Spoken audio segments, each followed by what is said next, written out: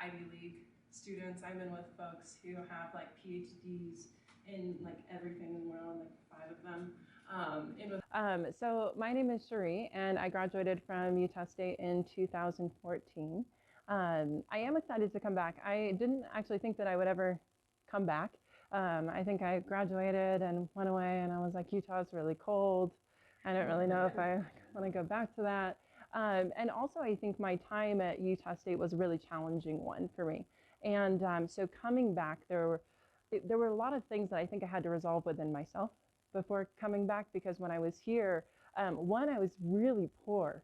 And I remember just like never having money for things, always struggling with rent, and always having a hard time in that realm, as well as this was a place where I hadn't come out of the closet yet.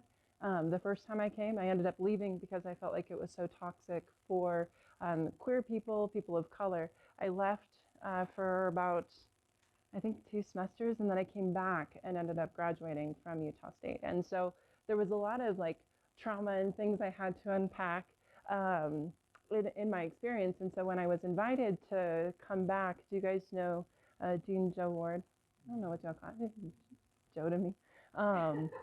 And so when he contacted me, I live in California, and he's like, hey, I'm in the area. Can I have lunch with you? And he's like, I'm a dean, the Chas Dean at Utah State. And in my mind, I was like, I don't know if he knows what he's in for, because I'm going to be really honest and vulnerable about my experience at Utah State. And so we had lunch, and we were able to talk about my experience. And I got to revisit a lot of things that I had gone through at the university, but then also I found that I had a lot more gratitude within myself for the university than I thought that I had. And I would say that the education that I got here was unparalleled to any other university or college that I had attended. And I'm able to compete in one of the top industries globally. What do they say about Google? It's the best company in the world. Debatable, right? Like there are a lot of really great companies and great spaces to be, but that's what we're known for, right? Is being the best and the most competitive in the world. And when I joined Google, there was a lot of competition, right? So I'm in with like Ivy League students. I'm in with folks who have like PhDs in like everything in the world, like 5 of them.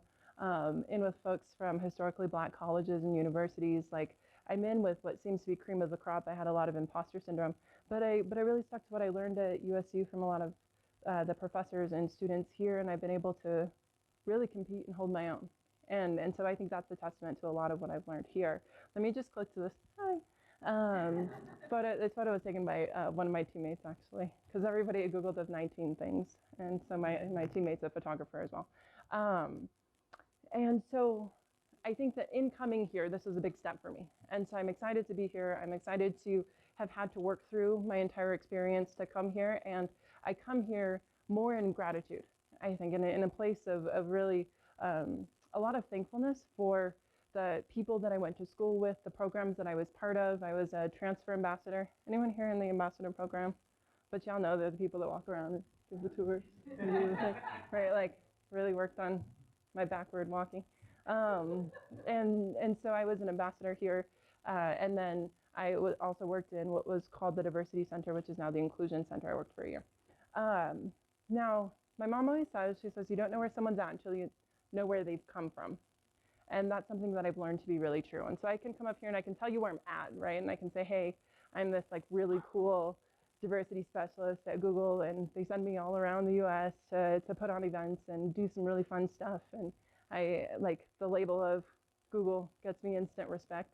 So I can do that, right? But I think that the story of how I got where I'm at is where you're going to learn the most. And so when you leave here, I don't really care if you like me or not, right? Like that, whatever, it's fine. But I think what I really want you to walk away with is an understanding that it's really hard to get to a place in your life where you can say that you're like successful, right? Like it's not an easy thing. It doesn't just happen because sometimes it happens because you're privileged, right? And that's a different story. But I would say for the majority of people, it's a really hard journey. And I don't want you to see the title that I have or the success that I've had in my life and just think that like it can never happen to you, or to think that it was just handed to me. And so it's important that you understand my journey and how I got where I am. How many of y'all are in the communication program? But more or less, can you shout out what you're studying? Global communication? Okay, awesome. Anyone else? What do you study? It doesn't have to be comm. TechCom? Very cool. Okay. Right place. Cultural anthropology. Awesome. Great. Awesome. So I was a communication major, and a lot of folks will see me speak and they think you probably came out the womb giving public talks. And it's not true. I actually, when I was younger, I had a really bad speech impediment. And it's not something that now I talk about it more, but it wasn't something that I like led with in every talk. Like, hey, I can't pronounce R's and like other sounds, and my name is like Cherie. I was really screwed. And so like growing up, I didn't really talk at all. And I was fortunate to have an older sister who just loves to speak and is actually really great at it. And so she spoke for me the majority of my life. Well, I can't say that anymore now that I'm older. Majority of my childhood. She spoke a lot for me, and so I would always nudge her and she would speak.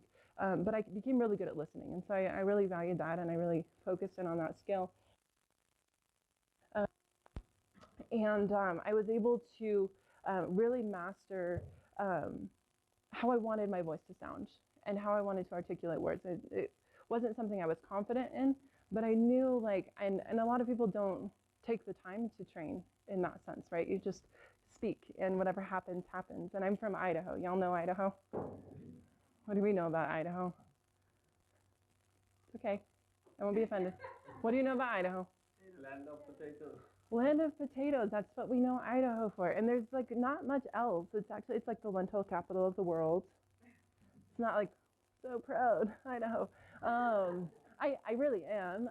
But there's a really like thick accent in Idaho, and grammar isn't anything that's coveted, and like all of these, I didn't want to sound like I was from Idaho. And so then I trained with a lot of like linguistic coaches, and I was able to sound how I want to sound, and people will be like, you sound a little British, and I'm like, on purpose, because they sound great. And so the way that I speak was something that I created, and I really worked hard to get to this space. But then also there was that fear, right, of public speaking, and like, can I get up on stage and give a talk and have it like really resonate with people, and do people want to listen to me? And so my older sister, I'll speak about her a lot. She also is a USU grad. She graduated from the MFT program, first comm for her bachelor's and then MFT for her master's. I reference her like all the time. She's like, but she loves it. It's fine. And so my sister, when we were in junior high school, y'all remember junior high school? It was such a stressful time in life, right? Like you just want everything to be perfect. And I remember wanting everyone in the world to like me, and like it was stressful. And so my sister signed us up to give a talk, and she didn't ask me, but she signed us up and she goes, we're going to give a talk to like the whole school. And I was like, why? Like, why would you do that? Like, I don't like to speak. And can you guess the topic? Public speaking. It's a great guess. Anything else?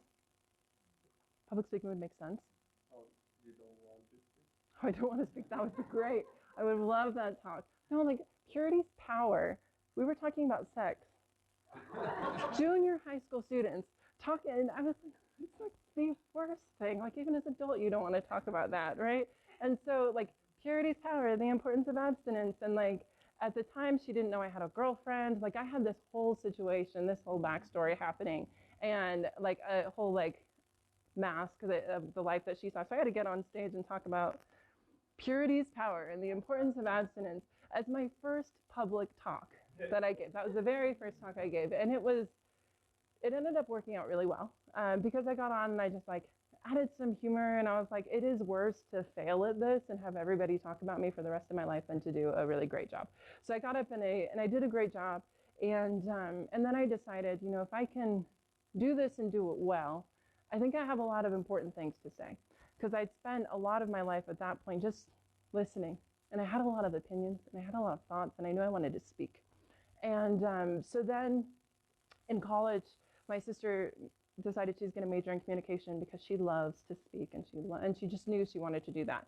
And then she got pregnant with my nephew, and I had plans to go to Duke University. Did I ever do anything with those plans? No, because my folks didn't go to college. How many of y'all are first generation? a lot of us here. Yeah. So my parents didn't go to college. I didn't understand how to get into college. I didn't know you had to apply. Like that just no clue. So I told everyone I'm going to Duke University because I really like their colors. I had no idea what I was going to study. And then I ended up going to the College of Southern Idaho, a junior college in my hometown.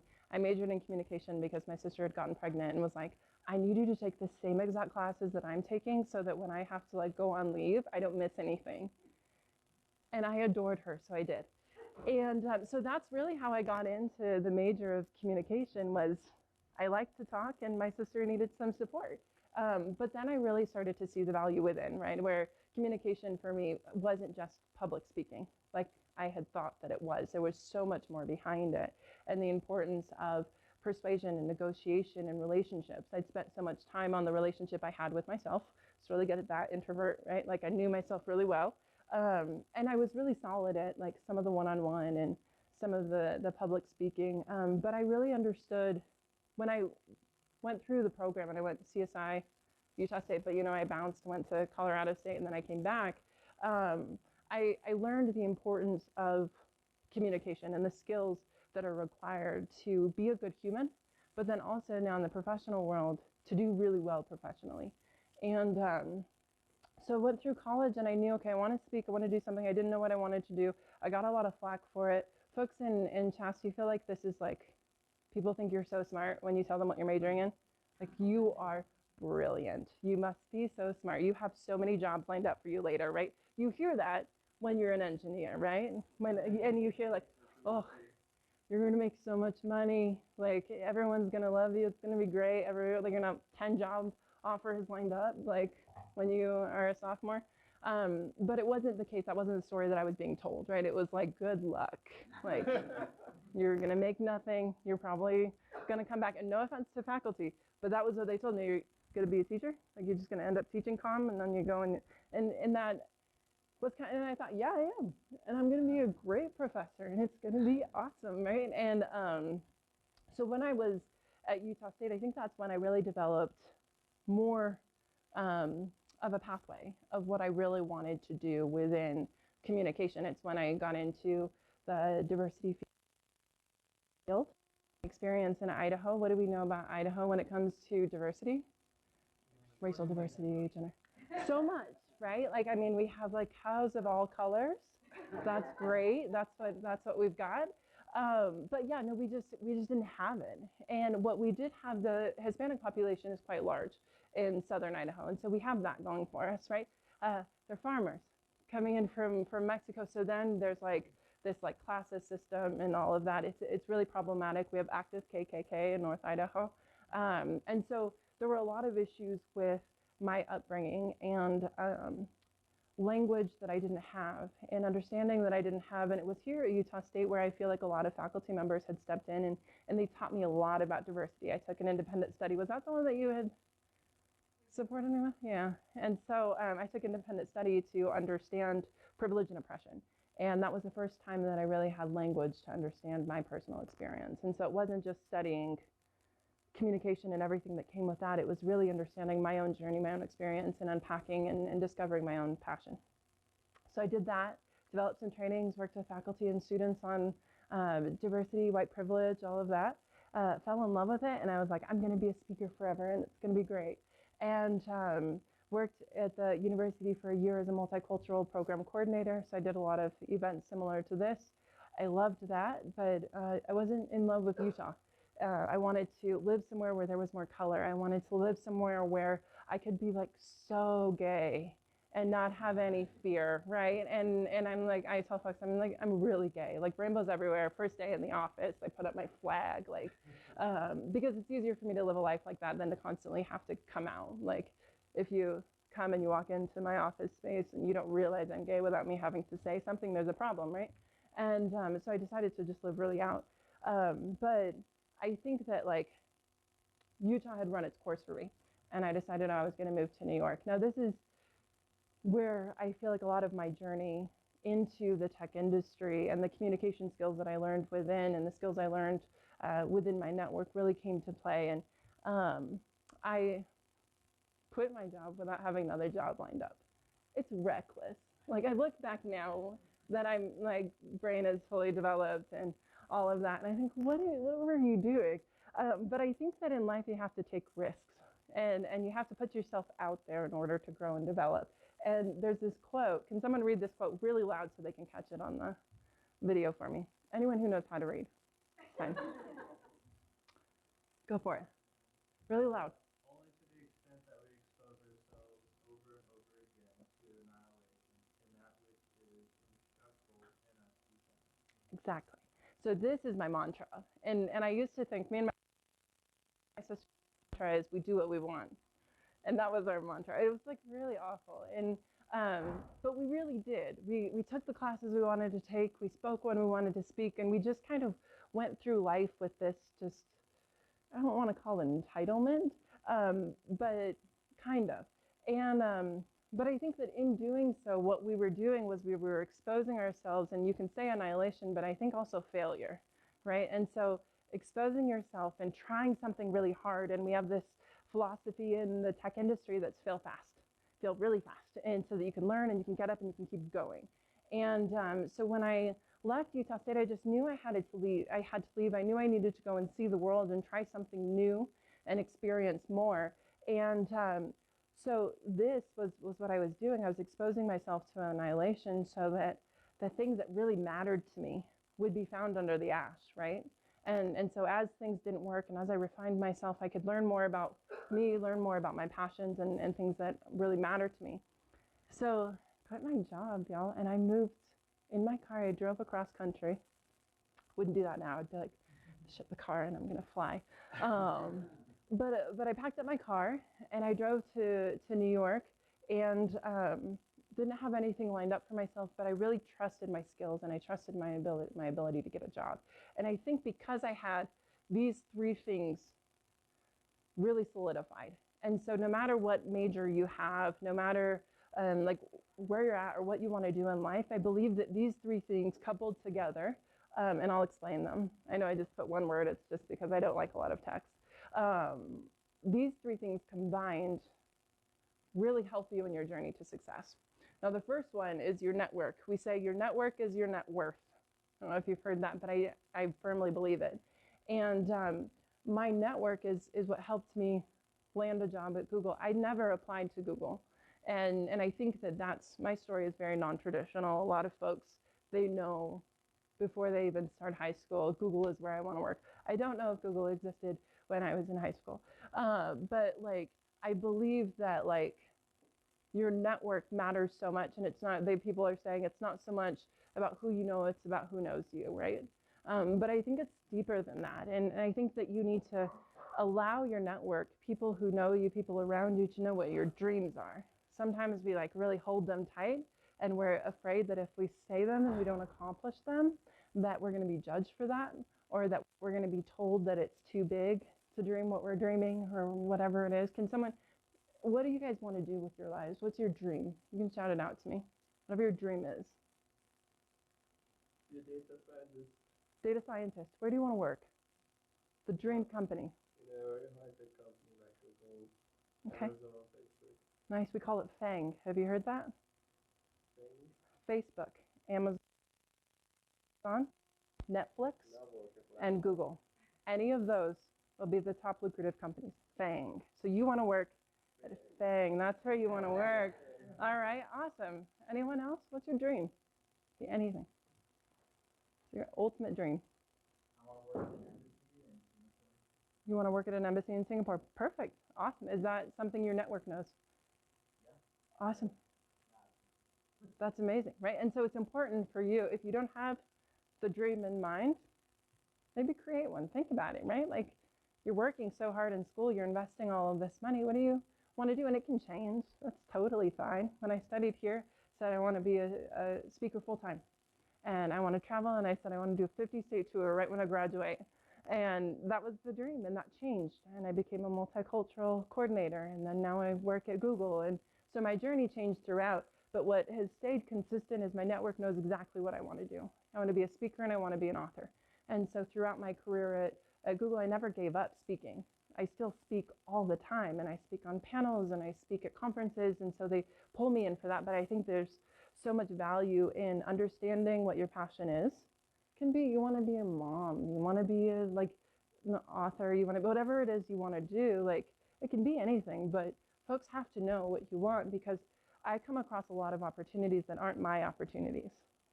Have y'all had a lot of opportunities in life that you were like, no thanks, doesn't sound interesting, right? Like, oh, I'd hate that. And so that happens to me all the time.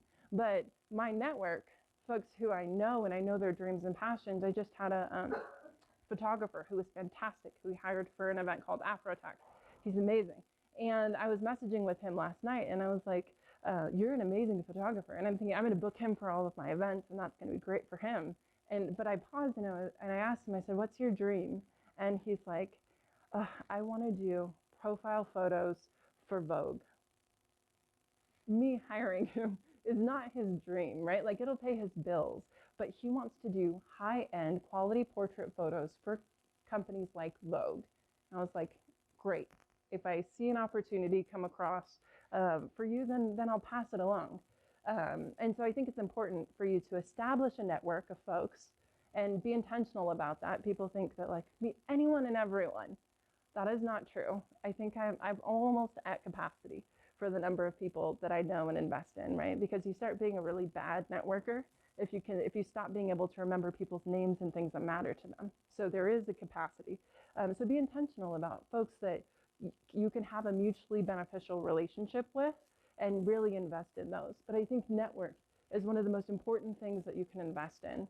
And that's 100% why I got my job at Google. My host brother had applied on my behalf. You're twice as likely to get into Google and many other companies. I think it's even higher. We say twice. I think it's much higher to get in with a referral.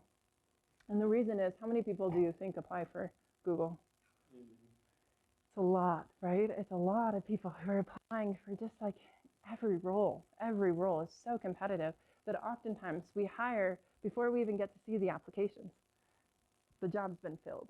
And so you can have the best resume and you can have you can work so hard on that and perfect it and you can be great for the role, but we never see you.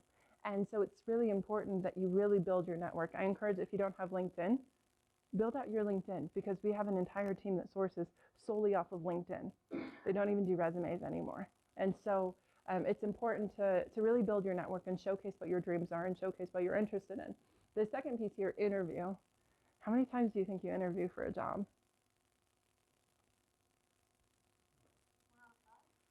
Okay. All the time, y'all. All the time you're interviewing. You're interviewing. So folks will say okay, so I'm gonna submit the resume and then I'm gonna be called for an interview and then I'm gonna do the interview and then I'm gonna get the job and then I'm gonna work in that field for the rest of my life, right? You're interviewing all the time. And so it's important that you're prepped for an interview now. And you know exactly what you have to offer a company. And I'll highlight this in just is it this training or the next training? If y'all are here for the 1:30 to 2, I'll be doing a deeper dive into that. But the importance of really prepping yourself for that interview. I hadn't really interviewed, I feel like, and really Google was my first solid, well done interview process. I had just been handed the job here, not handed, I did the work, right? So I did I built out the content, all of that. And then my mentor, I don't know if you knew this, but Rachel Brighton, who used to work here, was one of my mentors. And she came in after I had finished my independent study. And she's like, Sheree, I can't in good faith continue to work in my job knowing that you could come in and you could create some really great change. So I'm going to step down from my position and give it to you. I didn't, my life was an interview, right? So my experience, my role, within the Diversity Center was my interview. But I think that this is often overlooked and seen as a single circumstance situation, and it's not. You're building the content for your interview right now, and you need to be able to be really mindful about what does the interview process entail and how can you make sure that the life you're living right now is going to hold up when you're in the actual interview, and then also in the encounters that you have with your network. They call it a elevator pitch. Y'all have your elevator pitch down? I won't make you say it. I always stumble when folks are like, give it to me. I don't know what this is, but we'll exit. Just a moment. Okay. But I think there's a lot of value in the interview process, and I'll highlight that in my next talk about what folks generally assess for and how to really cultivate strong answers for all of those.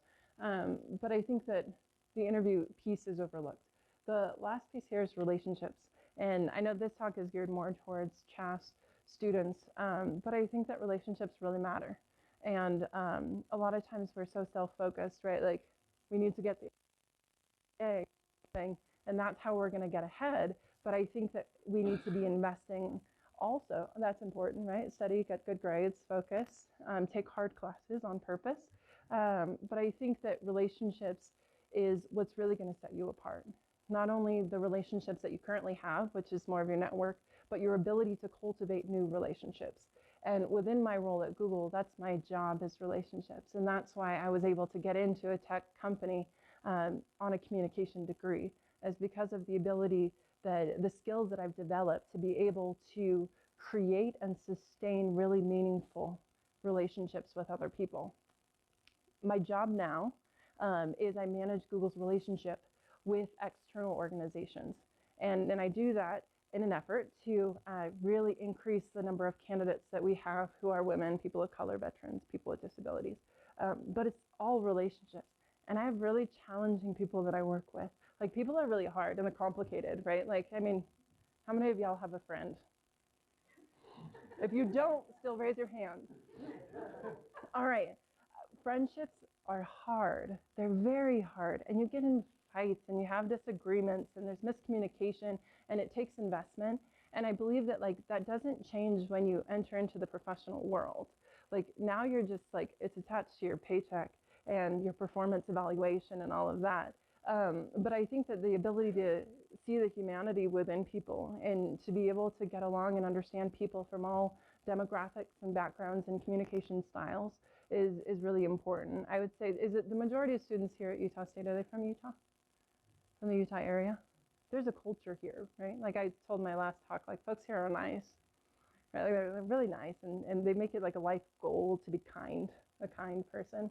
It's not the case for other places. I lived in New York for a couple of years. People there are not nice. They're not like, I want to be kind. They want to be smart and they want to be successful, and they're probably going to step on you a little bit to get there. But that's the culture. And they're really honest. They value honesty over kindness. And so they're going to tell you, hey, I'm mad at you because you did this, and I think that was really disrespectful. And I feel like folks in this culture are going to kind of be like, it's okay, it's fine, you didn't mean it, whatever. And it's just different, right? So then when you work at a company and you've got all of these different personalities starting to come together, that's where this skill is really vital. And you can be a kind and nice person and get along with people who don't value that, right? So that's kind of your hidden skill to be able to do. So I think that the most important things I learned from my degree here are these three things: to be able to create and sustain a network intentionally, and making that network experience mutually beneficial. I love the assist. I tell folks, like, if somebody comes to me and they say, this cool opportunity, and I'm like, oh, no, here. And that's like one of my favorite things to be able to do, is to be able to make those connections and to create opportunity for other folks. But I think if you really work to really strengthen,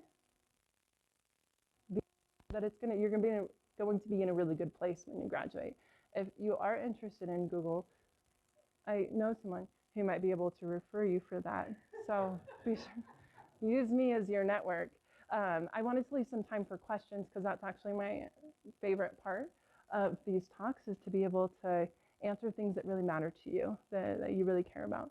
So we have 25 minutes for questions. Yeah. So I work in the Inclusion Center right now, and that's Awesome. actually something I want to do, is diversity and inclusion. But where would you say is the first step to step into that field? Because it's not like there's diversity and inclusion organizations, right? Like, yeah. Every company kind of has their own departments or things like that. For sure. What would you recommend to step into that, or to look further, find those opportunities? You have to know what they're called, right? And so that's really important. So there's a lot of different roles that are geared towards diversity. I tell folks, I get a lot of LinkedIn messages, which I respond to most of them. If you say you're USU, or if I see that you're from one, I'll respond. I just get a lot.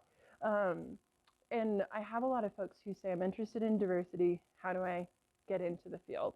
And it's really nice because now you have the opportunity to narrow it down. And so you're interested in diversity, but what else, right? Because what is diversity? Like when you say diversity, first off, what does that mean? Is that racial diversity? Is that gender? Are you talking about the queer community? Are you talking about veterans, right? So like when you say the word diversity, it's kind of become this term as a catch-all for anything that's not the standard, which we want to avoid the standard, right? And so we need to be able to identify it first. And so when you say diversity, work in the Inclusion Center, what does that mean for you? So me specifically, I work with the LGBTQIA plus program. And Cool. I love that aspect, and then I've worked with Louise, the multicultural program coordinator as Yeah. well. And I love the racial aspects as well. So kind of Cool. the two. Okay. Even Awesome. as a cis white male. Yeah. And it's important, right? Like, so in my previous talk, it was for MFT and sociology, I talked about the difference between having experience and having expertise, especially within the DEI realm, right? So a lot of folks will be like, I'm gay, or I'm a person of color, I really want to work in diversity because I'm passionate about it. But I think it's really important to also study it and have expertise in it, right? So when I was given the job here, 5 years ago, I was given it without much expertise, right? And so I was just kind of like gonna learn as I go, and I'm probably gonna make some mistakes. So, but I studied, and I became like a really avid researcher within the field. And I read articles and books, and I found some great professors to mentor me. And so I think like really build up your expertise, and then figure out what it is you want to do. There's diversity program managers. I work in like events. I love events. And so that's my job, is to create events for people of color, for women, for the queer community, collect all of their information, because we love that at Google, right? And I collect all of their information, put them in our like database, so that our all of our recruiters and sourcers can then comb through that information to find good candidates, right? So that's a very specific thing that I do, because I love partnerships, I love events, and I love diversity within like race and all of it. And so I think that like figuring out what you're interested in, if you're in HR and you're really just like policy, there's diversity business partners, right? And you can focus on that. We have like diversity UX designers, diversity recruiters. Like we're really fortunate to live in a world where like if you love DEI, cool, you can learn diversity, equity, and inclusion, but like couple it with something else. And then you'll, because like to come in and be like, I just love the people, right? I love the people too. But how does that translate into a job? And so think about like, we've got some photographers that are amazing and they're really great at getting the color, right? And all of that. And so like figure out, yes, DEI amazing. You can also be like an academic and come in and create programming. We've hired some folks that are doctors in race studies, and they come in and they build a lot of our trainings and programs within and help us combat systemic oppression. So there's a lot of different nuances to it. Does that make sense? So you can couple it with something else and then go from there. So, one of the experiences that I had in my college level, when I heard that like you have a network and stuff. Yeah. So I have this, I don't know if it's bad luck or good luck, but I started to feel bad about it. I said that, well, it's kind of feels unfair to me that I get hired because of the network, and a person who doesn't have a network doesn't get hired. So I'm not discussing that it's good or like what is wrong, right answer. But I started to like focus on the skills rather than networking. And now that I like, especially when I came here in US, and I realized that like I touched reality. Yeah. I sent my CV. Like I started like a couple of minutes, and I went to a conference, career fair, and I realized the reality that your CV is not going to survive even if it's the best. Yeah. So I still have this feeling that how would you respond to this feeling that why should I get a job just because people knows me or I know them, but people. Absolutely. And I think, What's yeah, your response for this? Like, I love that. I still have this feeling that it's not fair to have a network. Okay. Is it not fair? It's not fair, right? It's not fair, because you think about these folks who have an insane amount of skills, right? And they're so qualified. And then you get someone who just happens to know like Sergey at Google, right? And then he puts a referral through, and then it's like, boom, automatic hire because of who you know. You can start to feel that way. But I think that it's the world that we live in, right? And so try to find a way of like, how can like the things that the skills that you have really help amplify the visibility that you exist and that you have those certain roles. What we're seeing a lot is because our engineers known for being like the most outspoken and like connected people in the world. No, they're known for being like really kind of like socially awkward. And not that's not a skill that you perfect, right? Because you sit and you work pretty siloed in the work that you do, and within at least a lot of the SWE programs or software engineer programs that teach you the skills that you learn in communication, right? They don't teach you that, and so you learn to be really good at what you produce, whether that, I mean, coding, analytics, whatever it is. And so how can you translate that in a way that's going to be visible? So what we've started doing is finding ways to make it a more inclusive process. We have this program, it's called Rabbit Hole.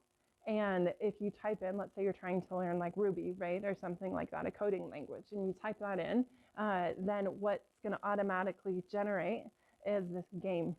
And it's going to say, like, do you want to play? And it's going to like have all this code. And then you say yes, you play the game.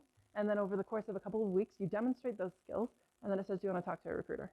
If you make it to a certain level, right? And so you can be home and have that experience. And so we're trying to create more opportunities. That's why we have the LinkedIn recruiters as well for folks. And we already kind of understand the demographic of people we're working with when it's the tech industry. And so we create all of these other pathways into Google outside of network. But I believe that like your network is one of the strongest ways. And so that could be talking with your career advisor and saying, hey, this is a company I want to work with. Do you know anyone who works there? And really leveraging other people's networks. I have a lot of people refer their friends through me. And it works that way, right? So you don't have to know 9,000 people, but if you know one person who has that connection, that's what really matters. And that's where I think, especially folks, I'm actually super introverted. In between every talk, I go and recover in my hotel room, right? Like this is really exhausting for me. But I think that like, especially as introverted people, you need to be very mindful of the energy that you give out and really intentional about the folks that you let into your life. And so don't just make friends to make friends, right? Like be really strategic. And when it comes to your career, who are you building relationship with? Is that helpful? Cool. Anyone else? Questions? Go for it. They say drinking from a fire hose, regardless. What I think was really challenging when I joined at Google, one, I didn't know the job I was doing. I had no idea. Like I thought Google was search engine. It's like they're just going to pay me, so I'm going to go and I'm going to make my money and I'll figure it out when I get there. And I think that's what college really prepares you for, right? Is when you step into a class, you don't know what you're going to learn. You don't know what that teacher's like. You may have heard rumors, but like, you know, you step in and it's a new experience and you just learn as you go, right? And you study the material and you prep for the test. And so when I joined Google, I didn't know really what I was doing. I think that was helpful. I didn't understand how big of a deal Google was, and I didn't understand a lot of things. So I think that was helpful because I got there and then I was like, oh shoot, that's what this company, that's who this is, that's how much money y'all make, that's the impact. Like there's like hundreds of offices around the world. And so I didn't know until I got there. So I didn't have a lot of that like onset fear beforehand. But I think the learning curve was more around things I hadn't studied here. And so like we used all of like Google products and we used Microsoft products here, right? So I was like, I cannot check my email. How do I use the calendar, right? So like those basics, I think were really challenging for me and really like kind of created this imposter syndrome of like, I didn't even know how to check the email to tell them my shirt size. So when I got there, I didn't have a shirt. Like those types of things were really challenging and a struggle. But I think that like everybody's learning together, everyone's growing together. You learn a lot really fast. And especially within the tech industry, a lot of other industries are catching on now where failure isn't something to be afraid of, it's something to be celebrated. And they want you to take the risk and take the chance, and they want you to ask the questions and all of that. It was stressful, but I was really fortunate. I didn't have children. I didn't like have really a lot of other things pulling my time. So I could invest a lot in the beginning to learning and growing. But I was a really good learner and I'm super nerdy. I like to study. So I spent a lot of time just studying and ramping up. But we're not experts. I think that there's this expectation out in the world of like, if you work at Google, you're the most brilliant person in the whole world. And it's like, no, like I've been in meetings with some of my teammates and they say some things and I'm like, you work here? Like you work here? And we're all humans, right? We're all humans and we're all learning. And once you get into the company and you realize we're all humans who got there different ways and we all know we're experts in different fields, you lay off yourself a little bit and you take it in stride. We have some amazing programs to train us though too. So I think that we're built for it. Great. Anything else? Any questions? We'll go here, then we'll go here. Okay. Yeah, I was just wondering, if you really utilize like professional mentors that you network and stuff like that. Were there anyone that you like targeted out? You're like, I want to be in your position one day. Yeah. Like, and then ask them for advice. And so how do you do that? For sure. That's a great question. So I think that in the beginning of my career, I was just looking for anyone who knew more than me. And I was like, I want to go to college. Let me talk to an advisor. And I just kind of sought specific mentors out for different things that I needed along my journey. It wasn't until I got into Google, I started this mentorship program. It's called SAGE. And they pair you with a senior exec, and they have this whole program that you go through in mentorship. And it was really structured, that I understood mentorship could be structured. And then also the importance of it being mutually beneficial. Because I think a lot of times we think that our mentors are there to just like, give to us, we're needy, like, it's us. And it's not like really always the case, right? We have a lot that we can offer as well, and a lot of like things that we can teach. And so really taking ownership over that relationship and seeing it as a two-way relationship. But I think really understanding your mentor's skills before you ask them to mentor you, and understanding the seriousness of mentorship. It's not just, can you be my mentor so that like can put me in for jobs? That's not actually strategic mentorship. I think really finding folks who have a skill that maybe you don't have or that you want to strengthen, and being intentional in your request to them. There is one person who's my mentor, and I said, hey, I want to get into speaking full time, and I want to get into something where I can charge for speaking and where I can like do it, like, right. And I laid it out for her and I said, I really need some support in figuring out how to develop a contract and really building out a brand and image. And so I was really specific in my ask, and I was like, here are the skill sets that I have, and here's the industry that I know. I'm happy to help support you here if you feel that's beneficial for you. And so now it's like I'm helping to train her in diversity, equity, and inclusion, because her talks are not really inclusive. They're great, they're not inclusive. And so she's wanting some training there, and then I'm going to be working on some other things, right? And so I think it's really important for you to really identify those things beforehand, have a conversation around it, and make that experience really go both ways. Awesome. And then we had a question here.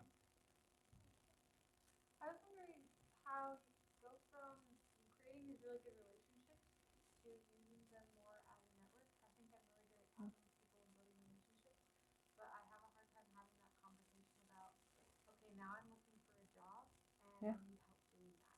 Yeah. How do you make that switch? Yeah, I think that's hard, especially for folks who don't like to ask for things. I hate asking for things. I hate feeling like I need anything, right? And I think some of it is like, that's what it's really for. And we ask for everything, right? Because we needed the support and we needed the help, and not seeing it as needing help, like, please, anything, I'll take it all. I think that really understanding the value that you possess. I get mad at my friends. If I realize they've applied for Google and they didn't go through me, I'm like, do you not value our relationship? Do you not, like, I see your potential and I see how incredible you are. Also, there's a bonus, right? Like, so if someone gets hired, then you get some money, right? So like, I always think, and I get a little bit frustrated because I'm like, did you not trust me enough to come to me and ask for support? And so I think that, like, because if your friend needed something from you that's going to help them and help their quality of life, and they didn't feel they could come to you, that would kind of hurt, right? Like, it would feel like, how strong is our relationship?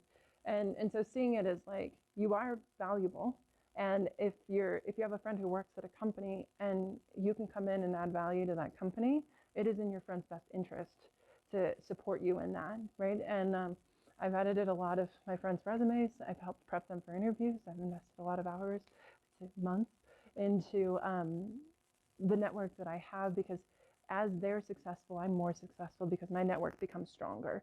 And I really am cheering for their success. I'm not in competition with them. I want them to do well. And so I think that it's just really seeing the value within yourself and that investment. But then also realizing that like you don't want a relationship that's take, right? So you don't want to just constantly be coming to your friends where it's like, sometimes I laugh because I'll get like a Facebook message and someone will ask me for something, and then I scroll up a little bit to see the conversation, and it's just ask after ask after ask after ask. You don't want that kind of a relationship, which is why it's important to keep like just a few folks close and invest in those constantly. I remember when I was here at Utah State, I had a Trix. I don't have this anymore. I need to probably bring it back. But I had a Trix, and I had my top mentors and sponsors and really close friends in this Trix. And I would put like their name and their birthday and their like, I mean, social media tracks birthdays now. But like I put all of this important information, and I put a column that said last contacted and what I contacted them for. And so then I would make sure that like I would reach out and I knew what they were interested in, right? So that if I came across an article and it had to do with like photography, I'm not into photography, but I know this friend is, right? So this really bomb article, and I would be like, oh my gosh, totally thought of you. Here's this article. Here's a brief summary and why I thought it was really cool. And then boom, the next time I ask for something, it's not ask after ask after ask. It's me finding and learning more about them and seeing how we can all just help each other. But yeah, I think that sometimes you really just have to make the ask. Sometimes it's just like, hey, I'm just about to graduate. I know that you have this network. I would appreciate it so much if you could put my resume through. Like, let me know, like if I can, and some people say, let me know if I can return the favor. Right. Great, awesome. Let's take one more question, and then let's break so that I have a little bit of time if folks want to talk really quick before I dive into the resume stuff. Does that sound good? All right, one more question. If no one has, we can, did you, no? You're just eating? Keep eating. All right, awesome. So let me go ahead and tell you this. So I am giving a keynote tomorrow at 5:30 in here? Here. Be back here tomorrow at 5:30. You can invite your friends. Please tell your engineering department that I'll be here. You can add me on LinkedIn if you have questions. If you can't stay for the resume review, but you want me to take a look or something like that, I'm happy to do that. Just let me know your USU first.